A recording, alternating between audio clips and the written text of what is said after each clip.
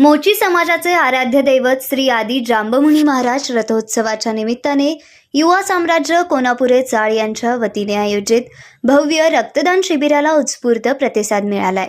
या शिबिरात तब्बल 79 रक्तदात्यांनी स्वयंस्फूर्तीने रक्तदान करून मानवतेचा संदेश दिला। या सामाजिक उपक्रमाचे आयोजन युवा साम्राज्याचे संस्थापक अध्यक्ष सुमित भंडारे यांनी केले। कार्यक्रमाचे अध्यक्षस्थानी मोची समाजाचे माजी अध्यक्ष बसवराज म्हेत्रे, उपाध्यक्ष नागनाथ कासुलकर, समाजसेवक अंबादास करगुळे, युवक अध्यक्ष रतिकांत कमलापुरे तसेच जक्कल मालक गोपी रेड्डी साहेब यांच्या शुभ हस्ते करण्यात आला। रथोत्सवाच्या पवित्र पर्वातून समाजोपयोगी उपक्रम राबवण्याच्या हेतूने युवा साम्राज्याने हा अभिनव उपक्रम हाती घेतला। रक्तदान ही काळाची गरज असल्याचे प्रतिपादन करत आयोजक मंडळाने समाजातील युवकांना रक्तदानास प्रोत्साहन दिले।